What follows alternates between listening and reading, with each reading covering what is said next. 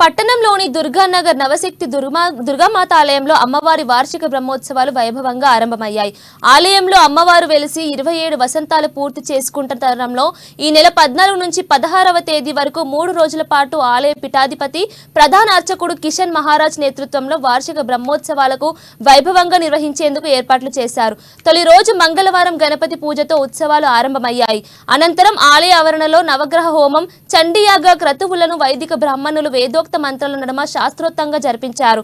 బోధ్ మాజీ ఎమ్మెల్యే రాథోడ్ బాపురావు ఉదయం నవగ్రహ హోమంలో పాల్గొని ప్రత్యేక పూజలు చేశారు. అనంతరం అమ్మవారికి ప్రత్యేక పూజలు, హారతి కార్యక్రమాలను నిర్వహించారు.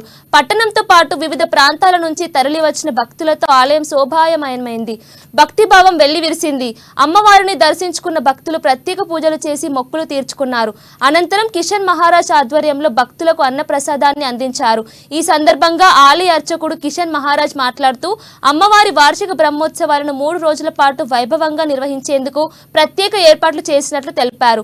ఉత్సవాల్లో 2వ రోజైన 15వ తేదీన అమ్మవారు వెలిసిన పర్వదినాన్ని పురస్కరించుకొని అమ్మవారికి కుంకుమ పూజతో పాటు సాయంత్రం 5 నుంచి అర్ధరాత్రి 12 గంటల వరకు లక్ష దీపార్చన, పూజ, మూల విరాట్టుకు అభిషేకాది పూజా కార్యక్రమాలు నిర్వహించినట్లు తెలిపారు.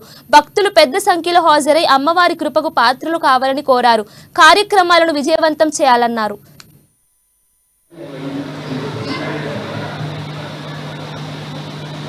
पूजयामि ओम यममावागयामि स्थापयामि पूजयामि निरुतिमावागयामि स्थापयामि रुद्रानावागयामि स्थापयामि पूजयामि द्वादशादित्यानावा గత అమ్మవారు వెలిసి 1997 27 సంవత్సరాలు అవుతుంది.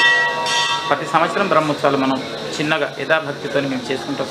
కాబట్టి ఈసారి సుఖ అమ్మవారి బ్రహ్మోత్సవాలు 14, 15, 16 3 రోజులు జరుగును. కాబట్టి ఈ కార్యక్రమంలో పొద్దున్న నుంచి కార్యక్రమం నడుస్తున్నాయి. ఇప్పుడు మధ్యాహ్నం చండీయాగం జరుగును. సాయంత్రం పూట భజన, శోభయాత్ర ఉండును. మన గుడికే, మన క్షేత్రం తిరుగులోనే శోభయాత్ర ఉండును. మళ్ళీ రేపు పొద్దున గణపతి పూజ, నవగ్రహ హోమం, చండీయాగం జరుగును. మధ్యాహ్నం అమ్మవారికి కుంకుమార్చనలు జరుగును. సాయంత్రం రేపు మే 15 అమ్మవారు వెలిసిన రోజు కాబట్టి రాత్రి 12 గంటల వరకు, సాయంత్రం 5 నుంచి రాత్రి 12 దాకా కార్యక్రమం జరుగును. లక్ష దీపార్చన, దీపాలు పెట్టబడును, కుంకుమార్చన జరుగును. కాబట్టి రాత్రి 12 గంటలకే అమ్మవారికి మూల విగ్రహానికి అభిషేకం జరుగును.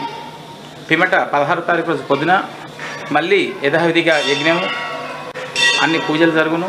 కుంభాభిషేకం, అమ్మవారి కుంభాభిషేకం జరుగును 16వ తారీఖు రోజు 10 గంటలకు. 12 గంటలకు ఆరతి, అంతర్పుష్పం, అన్నదాన కార్యక్రమం జరుగును.